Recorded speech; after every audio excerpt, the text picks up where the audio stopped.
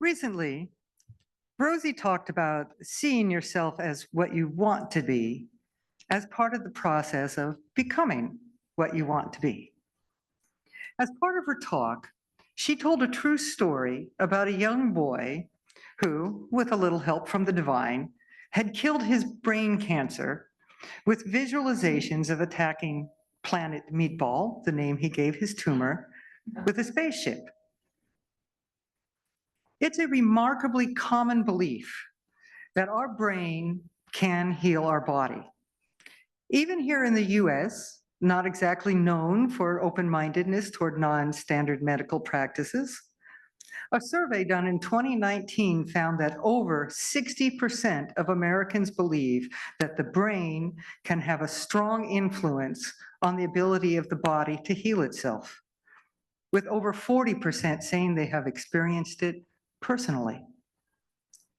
That 60% number is large enough that to attain it here in the US, you have to cross lines of politics, religion, race, gender, and geography. It's a wonderful concept.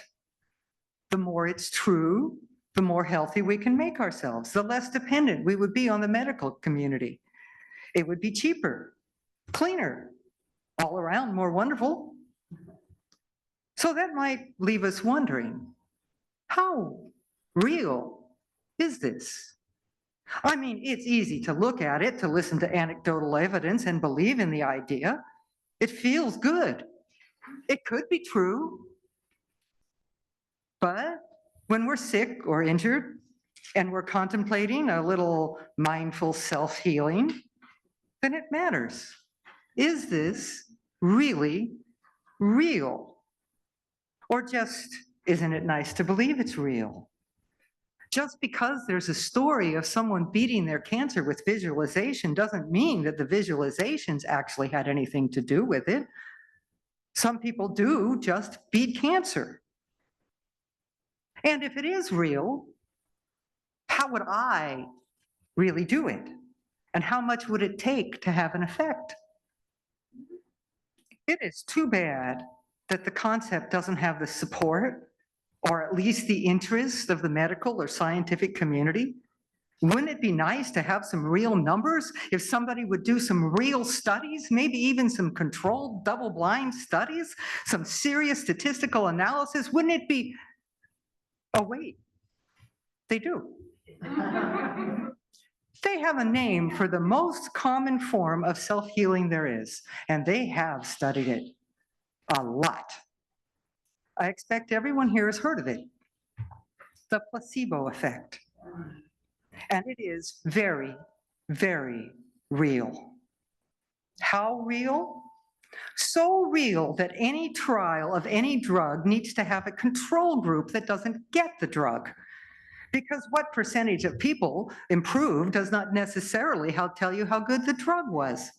It might just tell you how good you were at convincing your patients that the drug would work. Any realistic understanding of how good the drug really works has to be how many more people improved with the drug than with the placebo. Because somewhere between 10 and 60% of people, depending on the ailment and how convincing you were, will improve with the sugar pill. While there is evidence that a few select individuals who have studied and practiced for years can perform miraculous feats of healing, I'm not so interested in what a monk who has studied self-healing for a lifetime can do. I have not studied self-healing for a lifetime. I'm looking to know what I, a layman, might realistically expect to accomplish, and how would I do that? While the placebo effect is not terribly useful for someone trying to heal themselves, I'm going to start out with a discussion of this phenomenon for two reasons. The first is that it has been studied a lot, and all that data helps to understand when and for what the brain can actually change the outcome. And the other is that understanding what makes a placebo work better can help us understand how we might help make visualization work better. I mentioned two things that affect the outcome of a placebo. One is the ailment, and the other is belief. The ailment category, that's pretty static. And it is mostly a reflection of what the brain can and cannot do, and what the body can and cannot accomplish. For most of us, we cannot suddenly heal an injury. We can help that bone knit faster, but we can't make it suddenly not broke. We can tip the odds toward our favor with cancer. We can help our body fight an infection or a virus, but we can't just sit down for a meditation, make it all go away. Nor can we beat everyone. The reality is that there are some cancers, infections, and viruses that the body is simply not strong enough to beat. Oh, sure, there are stories, some of them quite reliable, about monks performing amazing acts of healing. But again, I'm not a monk. And knowing when it's a good idea to back up that visualization with some good modern antibiotics is probably prudent. Well, as I said, the ailment will put the chances of a placebo working into a given statistical range, 20 to 40% for headaches, for instance. I would like to point out that one, every ailment has some chance of the person being able to positively affect the outcome. And two, the odds can be improved with proper introduction of the fake treatment. And it all gets down to belief. The more completely a patient is convinced that the placebo will help, the more likely it is that it actually will help. A person who does not believe at all that the brain can help heal your body is no less susceptible to a placebo. It's all about the subconscious, about getting the conscious out of the way and allowing the brain to do what it can without interference. This puts a lot of importance on how the placebo is presented. How much authority does the presenter have? And by authority, what I mean is, how much does the patient trust that the presenter's statements about the treatment are true? Are they in a position that the patient believes means that the presenter actually does know what works? Does it make sense that this person would have the drug? Does it make sense that it would give it to you? Do you believe them when they say it works? Other things that will help: seeing other patients improve with the drug. If this can be arranged, it helps a lot. Humans live in groups, and group dynamics affect us on a very deep level. Seeing others improve with the placebo creates a trust in the process on that deep level, and power or authority given to the placebo itself. Big surprise, shots work better than pills. Bitter potions work better than sweet ones. Expensive treatments work better than free ones. A shaman's hut works better than the school cafeteria. One of the reasons that people in drug trials respond so well to the placebos is that a drug trial hits most of the boxes. It's probably not much of a surprise that pain is on the top of the list for placebo effectiveness. Pain, after all, is in the brain. Oh, the injury and the screaming nerves may be out there in the body somewhere, but it's the brain that turns those signals into a perception of pain. And while it may take extensive training to learn to turn off the perception at will, it turns out to be it's pretty easy to trick the mind into turning it off, or at least down. Pain has got to be the most common issue that results in active, intentional deception of patients, usually when someone's in pain and pain medication is not available. I expect most of the people in this room have seen an old TV show called MASH. In case there's anyone here who hasn't seen it, it's about a mobile army surgical unit in the Korean War. It was hugely popular, and it went on for a lot more years than the war did. Because of its long run, They got many, many letters from people who had been in MASH units telling their stories, some of which ended up on screen. One of the episodes that it is said came from such a letter was called Painless, and it first aired in 1976. In the episode, a large influx of wounded soldiers hit the MASH unit and they ran out of morphine. The doctors decide to give the patients sugar pills and tell them they're getting morphine. Most of the factors that help convince patients that a drug would work were in play. The doctors and nurses, people in authority, told them they were getting real drugs. They expected to receive drugs in that situation. They were in a hospital. And they were told that the drug was something they were familiar with, and they expected it to work. And they could see other patients responding to the drug, and in the episode, it worked. Of course, that's a TV show, and its veracity might be in question. So I'll tell you a story that I heard directly from the person involved. My friend John, who was a paramedic in a rural fire department for many years, tells a story on the topic. He and a fellow firefighter arrived at a car accident to find a man in bad shape. Broken femur, other broken bones, lacerations, bruising, beat up bad. He was begging them to stop the pain. Paramedics do not carry those pharmaceuticals, and neither would the transport that would be taking the man to the hospital. It was going to be quite some time before there was any real relief. So John and his partner started a banter.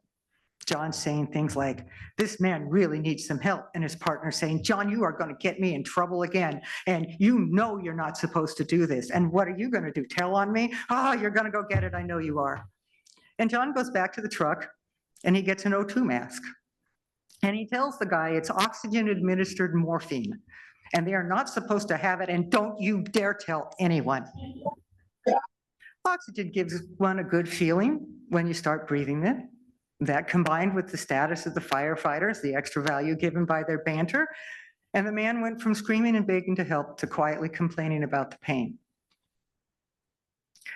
Another category that responds very well to suggestion, in fact, like pain, people who study and practice it can affect it at will, is allergies.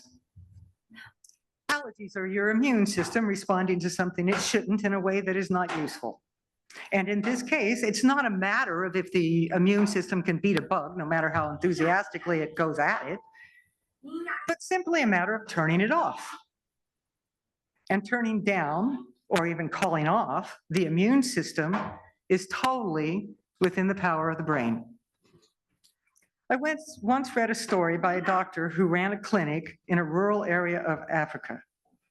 A man came to the doctor because he was having terrible allergic reactions to the spring bloom. The doctor wrote him a prescription for allergy medication, told him to take it once a day for 4 days, and sent the man on his way. The next spring, the man came back to the clinic, and when he came to the doctor, he asked if he could have another piece of magical medicine paper. The doctor was a little taken aback by the phrase, so he queried the man a bit about the previous encounter. It turned out he didn't understand he was supposed to go to the pharmacy and buy pills. He'd torn the prescription into 4 pieces and eaten a piece every day, and his allergies totally evaporated. The doctor said, "What could I do?" I took out my pad and wrote him a new script. Despite all the evidence that the placebo effect works and is useful, the medical community and most people kind of scoff at it as well, I guess, fake and deceptive, which it is. And of course, allowing open deception of patients likely would have its own problems. But one thing that this shows us, without any argument from the medical community, by the way, without any argument, is that the brain absolutely can affect the healing process. When you give someone a literal sugar pill and tell them that it will help their osteoarthritis and the person starts walking, there is nothing to attribute that to but self-healing. There is no doubt in the medical or scientific community that the placebo effect is real. And it's not only real, but laymen, skeptics, and total non-believers repeatedly prove that anyone has the power to do it. The next question is, how do I do this myself? Not, can this be done? Visualization, a bit harder to study. What's happening inside of someone's brain can't be examined. It has to be self-reported. And every researcher knows that any part of your data set that's self-reported will be problematic. And having a control group in the study, that's a group that doesn't get the treatment but thinks they do, isn't feasible. No one's figured out how to teach people to do fake visualizations. So any hard numbers are difficult to come by.